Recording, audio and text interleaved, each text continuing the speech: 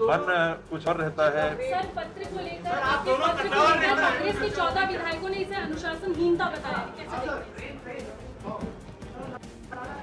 अनुभवी है उन लोग भी, कुछ नए भी विधायक हैं, लेकिन काफी लंबा उनका कार्यकाल रहा है, उनका दृष्टिकोण है। अगर उनको लगता है कि ये अनुशासनहीनता है तो उनको स्वतंत्रता है अपनी राय रखने का।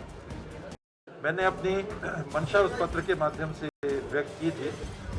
केंद्र के पंचायती राज मंत्री छत्तीसगढ़ आए थे और अपने दौरे के प्रारंभ में ही मेरे ख्याल से उन्होंने टिप्पणी की थी कि छत्तीसगढ़ प्रधानमंत्री आवास में और रोजगार गारंटी में बहुत खराब काम कर रहा है, कमजोर काम कर रहा है।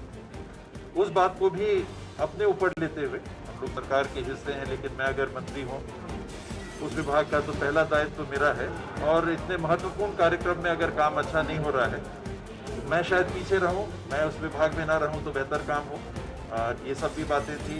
और बातें थी कि मैं वहाँ कुछ प्रस्ताव थे जो पहले से भी गए थे, वो नहीं हो पा रहे थे, तो शायद मैं वहाँ पर मंत्री के रूप में उस विभाग में वैसा कारगर नहीं हो पा रहा था जैसा मुझे भी होना चाहिए महसूस होता। उसमें भी जनप्रतिनिधि भी नाखुश थे। आप दोनों नेता हैं।